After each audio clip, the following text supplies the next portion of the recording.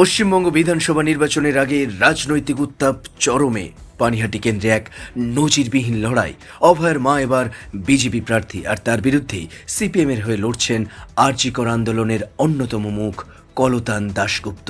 BJP তাদের তৃতীয় দফার প্রার্থী তালিকায় ঘোষণা করল আরও ১৯ জনের নাম।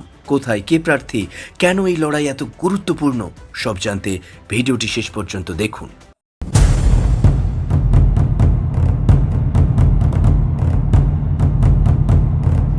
পানিহাটিতে এবার এমন এক লড়াই হতে চলেছে যা শুধু রাজনীতি নয়, আবেগ, প্রতিবাদ আর ন্যায় বিচারের লড়াই।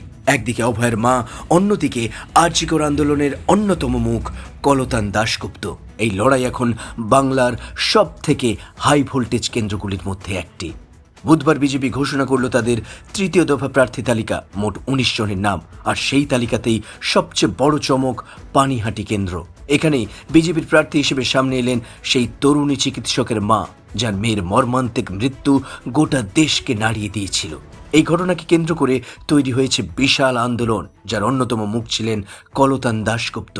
এবার সেই কলতান দাশগুপ্তই সিপিএমের হয়ে দাঁড়িয়েছেন নির্বাচনে, আর তার সরাসরি প্রতিদ্বন্দ্বী সেই অভয়ার মা। ভাবুন একবার, একই ঘটনার প্রতিবাদ থেকে উঠে আসা দুই মুখ আজ রাজনৈতিকভাবে মুখোমুখি। অন্যদিকে তৃণমূল কংগ্রেসও কিন্তু পিছিয়ে নেই। এই কেন্দ্রে তাদের প্রার্থী তীর্থঙ্কর ঘোষ। ফলে পানিহাটি এখন ত্রিমুখী লড়াইয়ের কেন্দ্রে। শুধু পানিহাটি নয়, বিজেপি আরও বেশ কিছু গুরুত্বপূর্ণ কেন্দ্রের প্রার্থী ঘোষণা করেছে।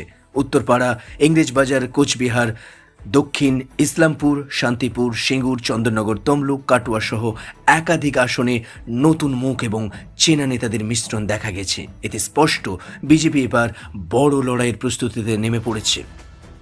প্রার্থী হওয়ার পর অভয়ের মা জানিয়েছেন, এটা পানিহাটির মানুষের জয়। এখানে মানুষ প্রতিবাদ করতে ভুলে গিয়েছিল। আমি চাই নারীদের সুরক্ষা নিশ্চিত হোক। কেন মেয়েরা রাতে বেরোবে না, সেই প্রশ্ন তুলতেই আমি এই লড়াই করতে চাই। এই বক্তব্য ইতিমধ্যেই রাজনৈতিক মহলে তীব্র আলোড়ন তৈরি করেছে। এখন প্রশ্ন একটাই, এই লড়াই কি শুধু ভোটের, নাকি এটা ন্যায় বিচার বনাম রাজনীতির বড় মঞ্চের লড়াই? পানিহাটি কেন্দ্র এখন পুরো বাংলার নজরে। ফলাফল কি হবে তা সময়ই বলবে। আপনার মধ্যে কে জিতবে এই হাই ভোল্টেজ লড়াই? কমেন্ট জানাতে কিন্তু ভুলবেন না। আর এমনই আপডেট পেতে এখনই সাবস্ক্রাইব করুন বেঙ্গলি নিউজ লাইভ 247।